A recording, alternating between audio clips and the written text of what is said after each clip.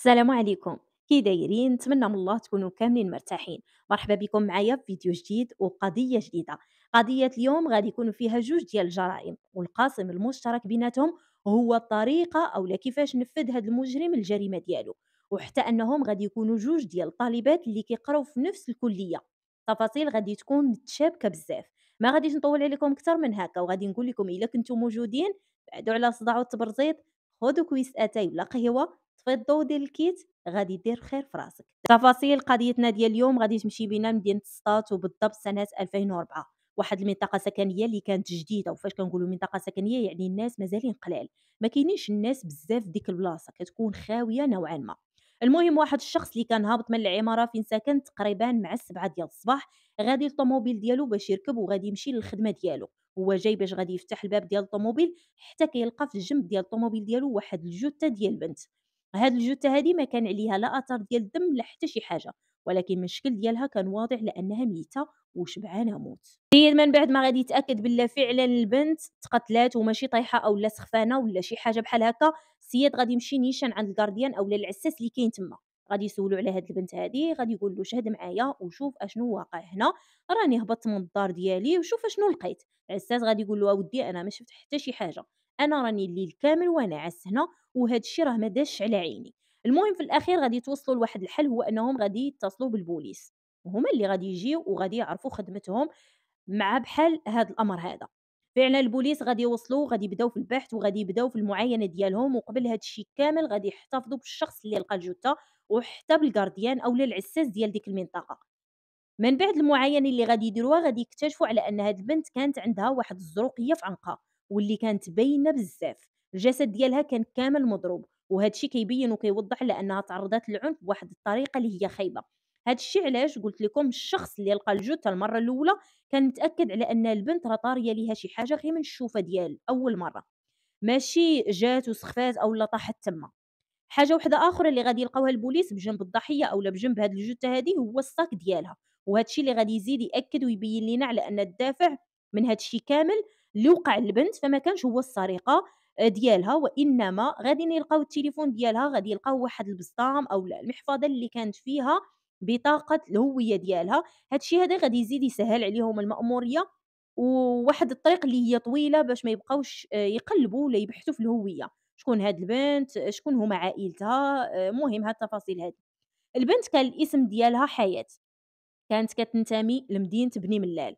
غادي تقولوا لي شنو هو السبب اللي غادي يخلي هاد البنت هادي تجي من بني ملال لمدينة سطات؟ غادي نقول لكم باللي الصاك ديالها لقاو فيه واحد البطاقة ديال الطالب، يعني السبب الرئيسي ديال تواجد هاد البنت هادي في المدينة كان هو القراية، جات من ديك المدينة باش تقرا في الكلية. المهم ما علينا، البوليس غادي يكملوا البحث والمعاينة ديالهم في هاد المنطقة، غادي يرفعوا الجثة لمستودع الأموات، غادي يبداو في واحد البحث من شكل آخر. واحد البحث غادي يبدا معاه البحث والاستجواب، غادي يكون هو الشخص اللي لقى الجثة، ومن بعد غادي نمشيو يدوز النوبة للعساس أولا الغارديان. الشخص اللي لقى الجثة ديال حياة المرة الأولى عاود لهم داك الشي بالتفصيل كيف ما عاودت ليكم، قال لهم على أنه كان نازل من دارو في أمان الله، ووصل الوقت اللي خاصو يخرج فيه للخدمة ديالو، خرج حتى كيتفاجئ بداك الشي حدا الطوموبيل ديالو. قال على أنه مشى وهضر مع العساس وسولوه، ولكن لقى على أنه حتى هو ما شاف حتى شي حاجة وما عرف والو. وقال لهم على أنه قبل ما يتصل بهم سول العساس واش كيعرف هاد البنت هادي من قبل أو لا فايت شايفاه هنا في المنطقة، لكن العساس نفى هاد الشي كامل، وقال باللي على أن البنت غالبا ماشي من هنا لأنه ما عمره ما شافها وما كيعرفهاش. البوليس غادي يطلقوا هاد الشخص هذا يمشي بحاله، وغادي ياخذوا الرقم ديال التليفون ديالو باش يحتاجوه يعاودوا يعيطوا ليه، مع أنهم ما غاديينش يحتاجوه بالمرة. غادي يدوزوا للعساس، العساس اللي غادي يبقاو كيسولوه ويجاوبوا فيه: أودي هاد الشي راه طرا في المنطقة ديالك، واش ما شفتي والو ما سمعتي والو؟ قال لهم: أودي أنا راه عاس الليل كامل، هاد الشي اللي كنقول لكم راه داز شي حاجة قدام عيني، ولكن الوقت اللي أنايا داتني عيني، ففي واحد الوقيتة غفلت وداتني عيني. الحاجة اللي قدرت على أنها تفيقني من هاديك النعسة هو واحد الصوت ديال واحد الطوموبيل اللي دارت واحد الدورة خايبة. الطوموبيل كانت غادا بواحد السرعة فائقة، وكان اللون ديالها أبيض. باش كانت غادا ما قدرتش نحقق لا شكون كان راكب فيها ولا شكون سايقها، وما قدرتش نركز حتى في الرقم ديالها، مع العلم أن أي طوموبيل كدوز من حدايا كنبغي نعرفها بعدا من اش من مدينة تابعة ليها. المهم كان الليل، ونظرًا أنني داتني عيني فهاد الشي كامل ما وضحتش فيه وما شفتوش، وحتى ولو أنني غنشوف طوموبيل بصح ودوز من حدايا ولو تدوز غير بشوية فما كنتش غادي نركّز معاها، لأنه ما كنتش عارف باللي غادي يوقع هاد المشكل هذا من الأصل.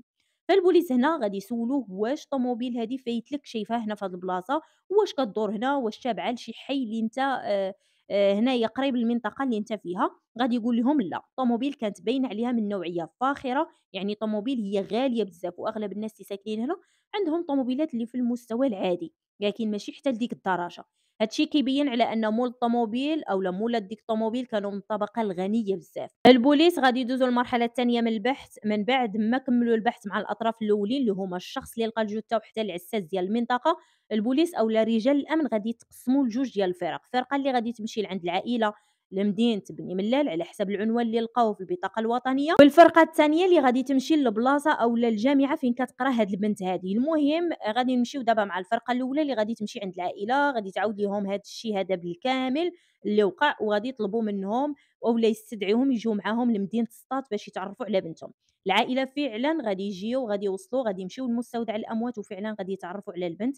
هنا البوليس من بعد هاد الخطوة هادي غادي يدوزوا للمرحلة الثانية اللي هي البحث والاستجواب، لأنه كيف ما كان الحال ولو أنهم مجروحين على بنتهم فمن الضروري خاصهم ياخذوا منهم معلومات اللي يفيدوهم في القضية. غادي يقولوا لهم على أن البنت كانت كتقرا في الثانية الثانية حقوق، وكانوا كارين لها واحد البيت في النفس ديال المنطقة، يعني قريبة من الجامعة اللي كانت كتقرا فيها. غادي يسولوهم البوليس من بعد ما خداو من عندهم معلومات اللي كتير على حياة، على واش عندهم شي عائلة أولا شي معارف في مدينة سطات. العائلة غادي ينفيو هاد الشي هذا، قالوا لهم على أنهم ما كيعرفوا حتى شي واحد في هاد المدينة هادي، وأن بنتهم كانوا إلا كانوا عندها شي معارف فهُما ما غاديش يكونوا كيعرفوهم.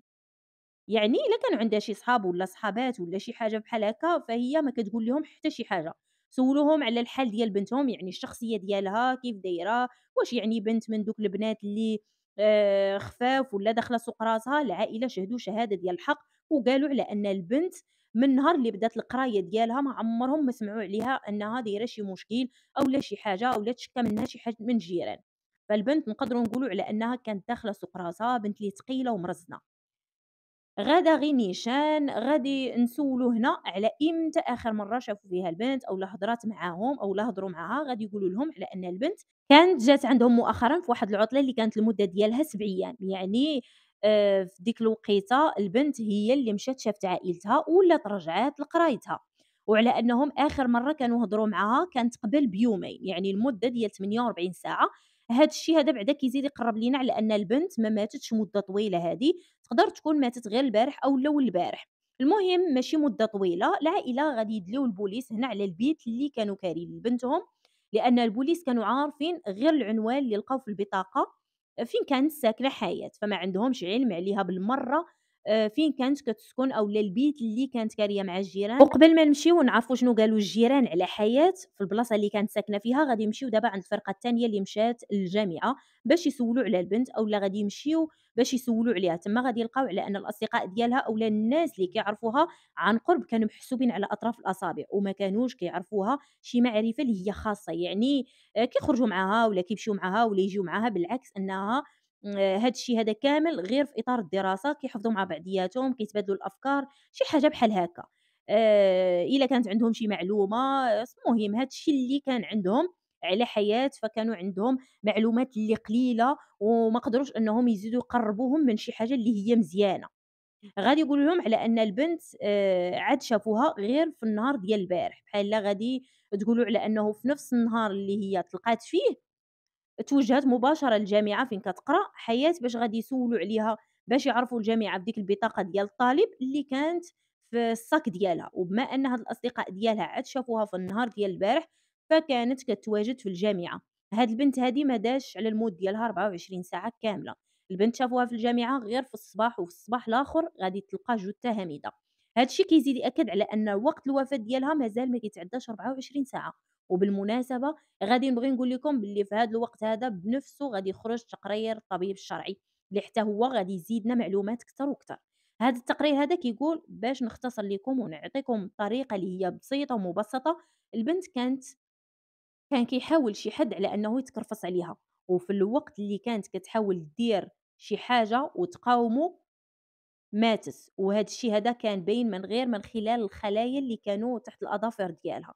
هاد الشخص هذا من بعد ما البنت لقاها ماتت، فقرر على أنه يصفّيها ليها، وهاد الشي هذا كان عن طريق الخنق. من بعد كمّل داك الشي اللي كان ناوي عليها من الأول، وبطبيعة الحال على إثر هاد المقاومة اللي دارت هاد البنت هادي، فتعرّضت لبزاف ديال الضرب في الجسد ديالها، وبزاف ديال العنف. المهم غادي نمشيو دابا لعند العائلة ديال حياة، اللي كيف ما قُلت لكم في الأول غادي يدلّوا البوليس على البيت أولا البلاصة فين كانت كتسكن هاد البنت هادي. أولا فين كانت مستقرة.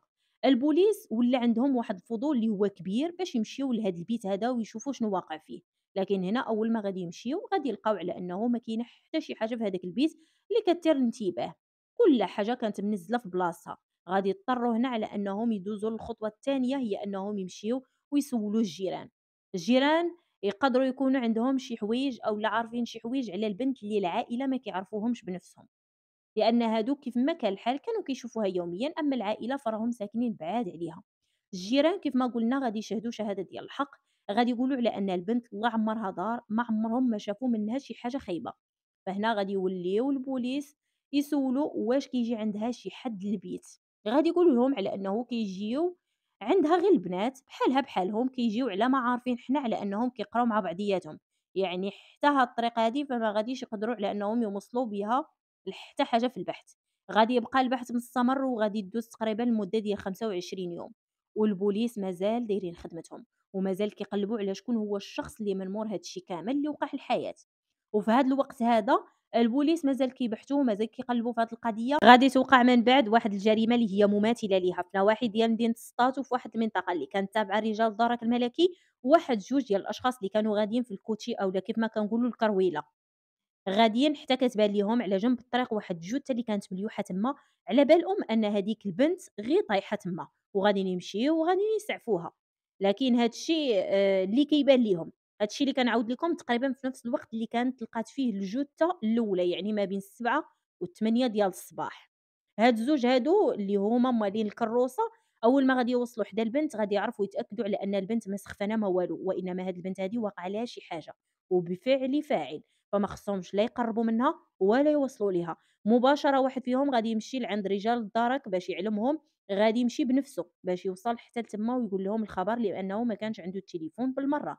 والصديق التاني غادي يبقى في البلاصة اللي كاينة فيها الجثة أولا الضحية، وغادي يبقى مراقب الأمر تما. فعلًا رجال الدرك غادي يوصلوا وغادي يبداو في البحث والمعاينة ديالهم، ومن النظرة الأولى غادي يعرفوا على أن البلاصة اللي كاينة فيها الجثة ماشي هي مسرح الجريمة. بالمعاينة الأولية غادي يلاحظوا على أن هاد البنت هادي كان النُص ديال الملابس ديالها كاين، والنُص ما كاينش. غادي يكتشفوا على أنها حتى هي عندها واحد الأثر ديال الخنق في العنق ديالها، ولكن البنت ما كانش عليها لا ضرب لا والو في الجسم ديالها. ما كاينة حتى شي حاجة كتبين على أنها تعرّضت للعنف. رجال الدرك غادي يديروا واحد التنشيط لديك المنطقة كاملة، وفعلًا في واحد البلاصة اللي غادي تكون قريبة بزاف من البلاصة اللي كاينة فيها الجثة، غادي يلقاو الصاك ديال هاد البنت. هاد المرّة الأخرى غادي يلقاو في الصاك بطاقة الهوية وحتى بطاقة الطالب. والصدفة هي أن هاد البنت هادي كتقرا في نفس الجامعة اللي كتقرا فيها الضحية الأولى واللي هي حياة. البنت اللي هي الاسم ديالها حبيبة، فما كانتش كتنتمي لمدينة مراكش وإنما كتنتمي لمدينة وانصب. وهذا هو القاسم المشترك والثاني ما بين زوج ديال الضحايا.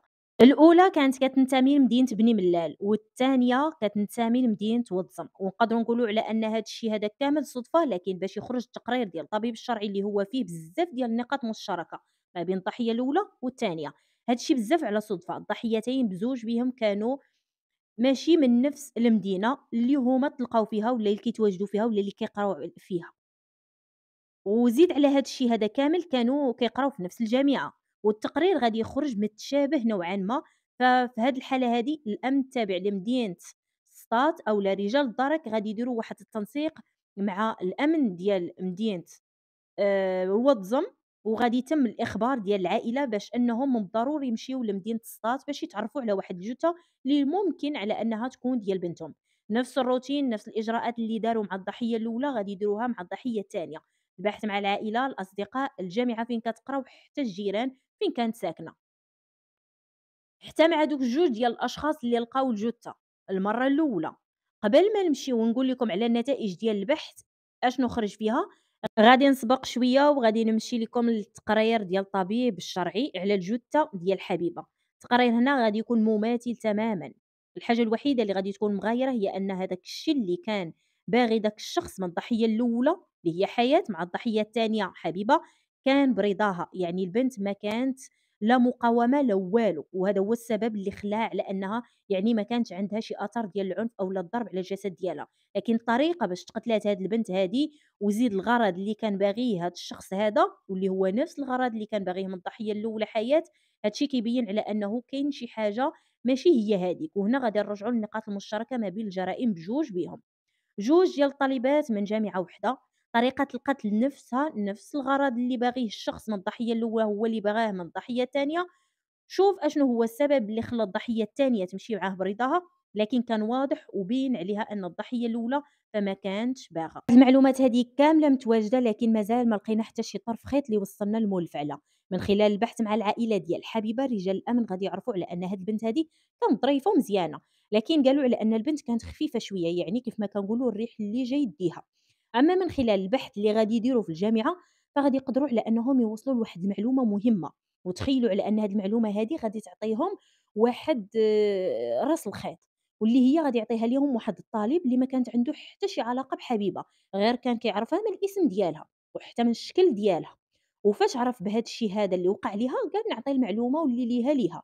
قال لهم على أنه في الليلة ديال البارح، يعني قبل ما تلقى الجثة ديالها في داك النهار، الليلة اللي قبل أولا النهار اللي قبل، قال لهم على أنهم كانوا خارجين من الجامعة كاملين بيهم، حتى غادي يشوف حبيبة هي وواحد البنت اللي كتقرا في نفس ديك الجامعة، ركبوا بجوجهم في واحد الطوموبيل. كي دايرة الطوموبيل، اللون ديالها قال لهم طوموبيل بيضا. شكون هي هاد البنت هادي اللي ركبات مع حبيبة في الطوموبيل؟ واحد البنت اللي الاسم ديالها ماجدة. غيمشيو رجال الأمن وغيجيبوا ماجدة وغيبداو يستجوبوا فيها، يسولوها واش كتعرفي حبيبة، واش عندِك بها شي علاقة؟ قالت لهم كنعرفها لكن معرفة سطحية، غير بحيث هي كتقرا في نفس البلاصة اللي كنقرا فيها أنا. سولوها على الضحية حياة، يعني واش كتعرفي حتى هي ولا عندِك بها شي علاقة؟ قالت لهم لا، ما كنعرفها ما كتعرفني. رجال الأمن هنا غادي يتعاملوا مع هاد البنت هادي بواحد الشكل اللي عادي، ما يبينوا ليها حتى شي حاجة، بما أنها ما بغات تقول والو في القضية، فهنا غادي يكون معاها أمر آخر. غادي يدوزوا لواحد الحاجة، هي أنهم غاديين يتعاملوا معاها كأنهم تعاملوا مع أي واحد من الجامعة جابوه واستوجبوه، على الله يلقاو شي حاجة اللي تفيد في هذه القضية. فالبنت غادي تمشي بحالها، لكن القضية ما غاديش توقف هنا، غادي يرسلوا موراها أشخاص اللي غادي يراقبوها 24 ساعة على 24 ساعة باش يعرفوا هاد البنت هادي شنو تحت راسها وفين كتمشي. فإلا كانت فعلًا كتعرف شي حاجة على هذا الموضوع هذا، فغادي تبان غادي تبان، وفعلًا داك الشي اللي فكّروا فيه هو اللي غادي يوقع. من بعد غادي دوز واحد 6 أيام تقريبًا، يعني البنت ما غاديش تكمّل حتى أسبوع كامل، غادي تمشي وغادي تتلاقى مع واحد الشخص اللي كانت عنده طوموبيل بيضا، غادي تركب مع هاد الشخص هذا وغادي يبقاو غاديين مع بعضياتهم حتى غادي يوصلوا قدّام واحد الفيلا. غادي تحل الكراج ديالها اللي كان كيتحل أوتوماتيك، غادي تدخل ديك الطوموبيل ومن بعد البوليس غادي يدخلوا عليهم، غادي يدوهم وغادي يجيبوا دوك الأشخاص بجوج بيهم. البنت كيف ما قلنا الاسم ديالها كان ماجدة، والولد كان الاسم ديالو عبد المولى. غادي يحطوهم بجوج بيهم وكل واحد في بلاصة وغادي يبداو يستجوبوا فيهم. واش كتعرفوا فلانة؟ واش كتعرفوا فلانة؟ كيف ما قلت لكم في الأول، ماجدة نكرات على أنها كتعرف حياة، وقالت لهم على أنها كتعرف حبيبة، لكن معرفة سطحية. فهنا وأخيرا غادي يواجهوها بالشهادة ديال هذاك الطالب، لكن هما ما غاديش يقولوا لها باللي شخص واحد اللي شهد وقالها لينا، وإنما غيقولوا ليها بلّا بزاف ديال الناس في داك النهار شافوك ركبتِ أنتِ وحبيبة في الطوموبيل ديال عبد المولى، مع شوية ديال الضغط وشوية ديال التشدد ومع تكرار بزاف ديال الأسئلة. فهنا الإنسان إلا كان داير شي حاجة كيحاول أنه يعترف بلا ما يحس، وداك الشي اللي كان مع ماجدة. هنا غادي تعاود ليهم القصة من الأول حتى الآخر. اللي غادي نبغي نقول لكم هو أن ماجدة كانت كتنتمي لمدينة سطات، هي وعبد المولى كانوا كيستهدفوا البنات اللي كانوا عائلات ديالهم بعاد عليهم. بالنسبة لحياة مسكينة، حاولت أنها تدور بها واحد المدة قبل، وحاولت على أنها تكسب الثقة ديالها، ولات كتمشي معاها حتى البيت فين كانت ساكنة، كيحفظوا مع بعضياتهم. المهم البنت بينت ليها على أنها محل ثقة، وعلى أنها داخلة سوق راسها وحتى هي باغا غير تقرا وما بيها حتى شي حاجة وحدة أخرى.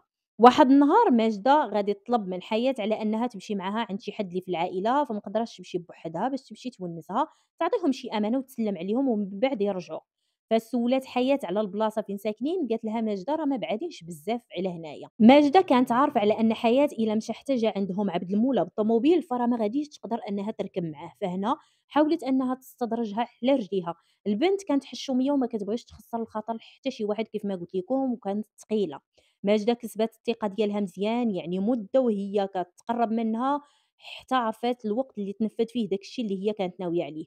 وهذا الشي هذا راه كان بطلب من عبد المولى، لأنه في واحد النهار هو قدّام الجامعة شاف حياة وعجباتو وقال لماجدة اللي هي الوسيطة في ديك الجامعة باش تدخّل ليه وتجيب ليه هذيك البنت بأي تمن كان. وغير باش نزيدكم باللي ماجدة راه كانت كتخلّص على هذا الشي هذا، لأنها كانت كتنتمي لواحد العائلة اللي نقدروا نقولوا عليها فقيرة بزاف.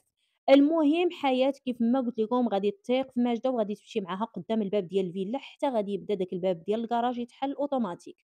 حياة هنا فما عرفاتش لا شكون كاين في الداخل ولا شكون كيحل في داك الباب. هنا ماجدة غادي تجرها من يديها وغادي تقول لها زيدي أصاحبتي غادي نعطيوهم الأمانة ونخرجوا بحالنا. هذاك الباب فاش غادي يدخلوا منه غادي يتسد ما غاديش يتعاود يتحل. هنا فين غادي تعرّض حياة لداك الشي كامل اللي تعرّضات ليه، غادي يشدوها بالزز وغادي يحاول داك الشخص على أنه يتكرفس عليها، فاش ما غاديش تبغي غادي يخنقها وغادي يكمّل داك الشي اللي بغا. من بعد غادي يهز الجثة حتى غادي تناص الليل ومع الصباح غادي يرميها في البلاصة فين لقاوها. أما بالنسبة للقضية التانية اللي هي ديال حبيبة، فالبنت مشات برضاها وكانت خايضة واحد التمن على داك الشي اللي غادي دير، وهذا هو السبب اللي خلّى داك الطالب يشوف حبيبة حتى ركبات مع ماجدة في الطوموبيل ديال عبد المولى. لكن حبيبة أول ما وصلت للفيلا ودارت داك الشي اللي دارت وعلى أساس غادي تخلّص على داك الشي اللي كانت ناوية عليه، أول ما جات أنها تبغي تشد الفلوس ديالها، فعبد المولى غادي يتقلب عليها. وبالنسبة لماجدة في هاد الوقت راه كانت مشات فحالها، يعني تخلّصات على الخدمة ديالها ومشات فحالها، وخوات الفيلا لعبد المولى كيف ما قلت ليكم. غادي تقلب على حبيبة وغادي يطلب منها شي حوايج اللي هما ماشي مزيانين، البنت غادي ترفض، فاش غادي ترفض غادي يبدا يهدد فيها على أنه ما غاديش يفتح ليها الباب، غادي تولي كطلب وترغب فيه وما بقات باغا لا فلوس لا والو، بغات غير تمشي فحالها. فاش غادي يبان ليها على أن الولد صافي ما بقاش باغي يحل ليها الباب اللي يخليها تخرج، غادي تبدا كتهدد فيه على أنها عارفة كل شيء، عارفة على أن ماجدة هي الوسيطة وعلى أنها كتجيب ليه البنات هنا، وعارفة على أنه آخر نهار كانت اختفت فيه حياة كانت جات عندهم للدار. يعني البنت كانت عارفة على أن البنت راه من النهار اللي جات عندهم وقع ليها اللي وقع ليها ما بقاتش بانت، ولكن على ود الفلوس جات حتى هي بالخاطر وبرجليها. عبد المولى فاش غادي يسمع على هاد الشي من حبيبة كانت عارفة عليه كل شي غادي يجن جنونو، والمصير اللي كان ديال الحياة واللي هي جات كتهدد بيه غادي يكون هو نفس المصير ديالها. غادي يصفيها ليها حتى هي وغادي يخليه حتى يوصل للصباح وغادي يمشي وغادي يرميها في ديك المنطقة، غادي يرجع بحالو بحال ما كاين حتى شي حاجة. ماجدة وفاش غادي يسولوها البوليس واش كانت على علم بهذا الشي هذا كامل وعارفة باللي عبد المولى هو اللي صفاها الحياة وحتى حبيبة، قالت لهم لا، قالت لهم على أن هي كانت وسيطة فقط وكتخلّص على هاد الشي هذا اللي كدير، أما بالنسبة للقتل وهاد الشي هذا كامل فهي ما عندها به حتى علم، بالرغم من أن عبد المولى كان كيأكد ليهم على أن هي كانت عارفة وكانت على عين بكل شي. المهم عبد المولى من بعد ما غادي يعترف بالجرائم ديالو بزوج بيهم ومن بعد البحث والتحقيق والتأكد من المعلومات غادي يتم الحكم عليه بالمؤبد. بالنسبة لماجدة لأنهم كانوا عارفين باللي هي كانت عارفة ولو ما تكونش عارفة فهي خبات المعلومات اللي هي مهمة وما قالتش لهم على أنه النهار اللي اختفت فيه حبيبة راه كانت آخر مرة معاها ومع داك الشخص. أما بالنسبة للحياة نفس الشي، يعني ولو أنها ما تكونش عارفة باللي هذاك الشخص هذاك فعلا هو اللي صفى ليها، فالبنات بزوج بيهم فاش غادي تسمع بها هذا الشي اللي وقع ليهم فأكيد غادي يدخلها الشك، فكان عليها ولو بهذا الشك هذا ولو بنسبة 1% تمشي ودير اللي عليها وت... وتقولها للبوليس. فهاد الشي غادي يخلّيهم أنهم يحكموا عليها ب18 سنة ديال الحبس. وغير باش نزيدكم عبد المولى راه أكد ليهم على أنه فاش كان ماشي يرمي الجثة الأولى ديال حياة، كانت كتواجد معاه ماجدة في الطوموبيل، ومن بعد هاد الشي كامل اللي دارت معاه وتسترات عليه فهو كل شي قالو. بالرغم من أن ظروفها حتى هي كانت خايبة، فهذا ما كيمنعش على أنها تبيع وتشري في البنات. وما كانش على أن الحالة المادية ديالها تخلّيها توصل لهاد الشي، باش هي تعيش وتدبّر على راسها، خرجات على بنيات آخرين. المهم اللي غادي نقول لكم شكرًا لكم بزاف إلا بقيتو معايا حتى لهنا، شكرًا للناس اللي كيبقاو معايا حتى لآخر الفيديو. كنبغي نقول لكم بسلامة عليكم، تهلاو ليا في راسكم بزاف بزاف، وحتى الفيديو الجاي إن شاء الله وقضية جديدة. السلام عليكم.